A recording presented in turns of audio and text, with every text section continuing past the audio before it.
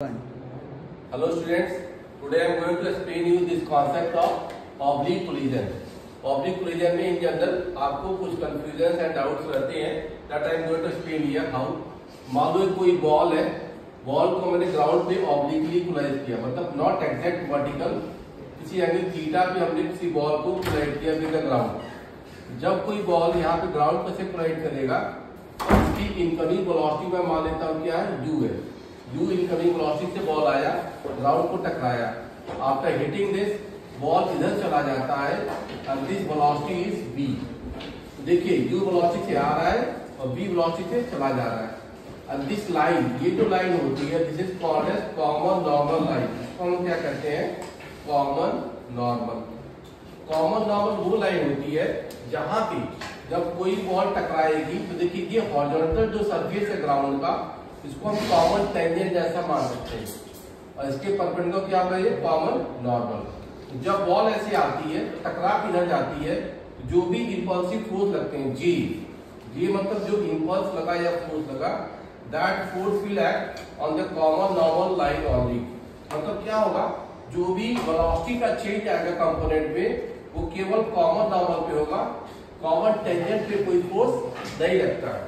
All the forces they act on this common normal line. There is no force on the common tangent. ये मान लीजिए ये क्या है, common tangent। तो common tangent पे कोई फोर्स नहीं लगता है, ये ध्यान देना। No force. There is no force. कोई फोर्स लगेगा ही नहीं on the common tangent। इसलिए वेलोसिटी में भी कोई चेंज नहीं आता है। अब देखो ये वेलोसिटी u आ रही थी मेरे पास, शुरू वेलोसिटी u थी तो देखिए एंगल थीटा आएगा। If this angle is theta, तो आप देख सकते हो इसकी वेलोसिटी u का कॉमन नॉर्मल पे जो कंपोनेंट आएगा that is u cos theta, और कॉमन टेंजेंट पे जो कंपोनेंट जाएगा दैट इज u का sin थीटा। ये ध्यान रखिएगा। अब देखिए एंगल मैंने दोनों लिए कॉमन नॉर्मल से, ये वेलोसिटी v है तो v का यहाँ पे जो कंपोनेंट आएगा दैट इज v का cos फाई, बाद वाली वेलोसिटी आफ्टर कोलिजन जो v आएगा, और इसकी इधर वेलोसिटी जो कॉमन टेंजेंट पे जाएगी दैट इज v का sin phi। One very important thing, there is no force on the common tangent line, इसलिए टेंजेंशियल वेलोसिटी जो u sin थीटा है वही क्या होती है, v sin phi। Tangential velocity remains unchanged, there is no force। तो पहला condition oblique collision में क्या लिखूंगा, u sin theta that is equal to v sin phi, ये बात होती है। दूसरा मैं कह रहा हूं जो भी फोर्स लग रहे हैं कॉमन नॉर्मल पे लग रहे हैं। कॉमन नॉर्मल पे जब फोर्स लगता है तो आप देखिए व्हाट विल हैपन, जो कोएफिशिएंट ऑफ सब्स्टिट्यूशन भी होता है वो कॉमन नॉर्मल पे आता है, या इंपल्सिव फोर्स भी कहां आएंगे, कॉमन नॉर्मल पे आएंगे। तो कॉमन नॉर्मल पे अगर मैं देखता हूं तो इसकी जो वेलोसिटी शुरू में थी, शुरू में वेलोसिटी देखो कॉमन नॉर्मल क्या थी, u cos थीटा, बाद की वेलोसिटी क्या हो गई है, v cos फाई। तो आपका मैं क्या कहता है, coefficient of substitution concept common normal पे देखिएगा। मैं देखो मेरे हाथ में मार्कर है, मैं बोर्ड के पैरेलल ले जा रहा हूं, तो this is not going away और क्लोज, न दूर जा रहा है न पास आ रहा है। दूर या पास कब आता है, परपेंडिकुलर पे।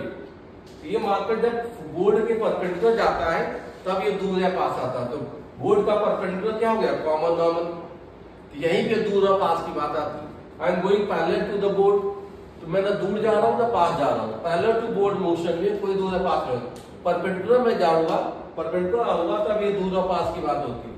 मतलब कि आपका ई वाला जो कॉन्सेप्ट है, दूर या पास आने वाली बात तो कहां लगती है, कॉमन नॉर्मल पे।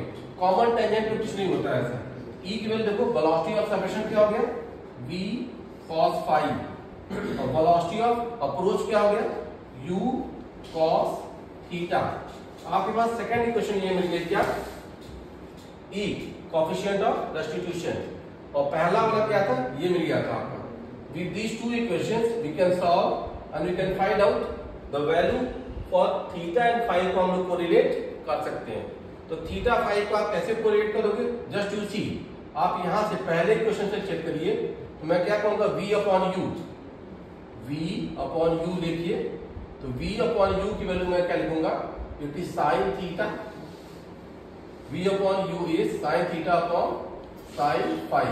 इसको दूसरे क्वेश्चन में डाल दीजिए, तो आप क्या पाओगे, v अपॉन u क्या लिखो, sin theta upon sin phi. ये देखिए क्या हो गया, cos phi upon cos theta, समझे? ये वैल्यू ई आ गई। अब मैं क्या पाऊंगा यहाँ पे, sine theta by cos theta क्या हो गया, tan theta, sine phi by cos phi क्या हो गया, टेन फाई, और ये क्या होगा, वैल्यू ऑफ ई आ गया। इस फॉर्मूले से आप क्या पाते हो, देखिएगा टेन फाई की जो वैल्यू आ गई, टेन फाई, अगर मुझे यहाँ पे लिखना होगा तो टेन फाई की वैल्यू क्या होगी, it is tan theta upon e. ये एक अच्छा सा रिजल्ट मिलता है where tan phi is tan theta upon e. मतलब ध्यान देना, for e less than one, जब भी ई लेस देन वन होगा आपकी जो फाई की वैल्यू आएगी, phi is greater than theta in general. अगर इक्वल टू वन होगा तो फाई और थीटा दोनों क्या होंगे, इक्वल होंगे। अगर ई लेस देन वन होगा तो हमेशा बाद वाला एंगल जो फाई है, एंगल ऑफ रिफ्लेक्शन, वो इंसिडेंस एंगल से क्या होगा, ज्यादा होगा। अभी मैं इसको प्रूव करता हूं and you can C, you can correlate.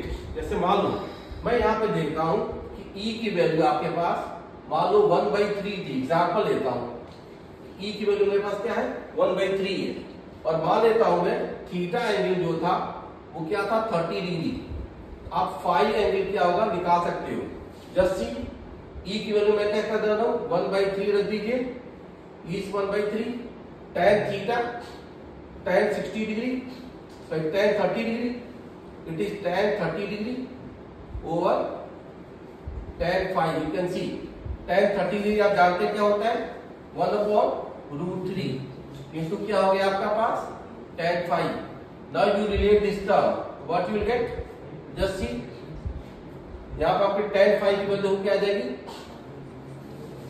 tan phi की वैल्यू आएगी 3/√3 and that is √3, hence phi angle is what, 60 degree.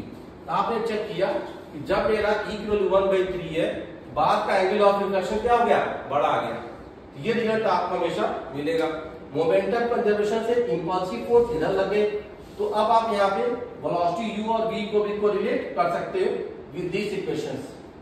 Thank you, it was for the oblique reason.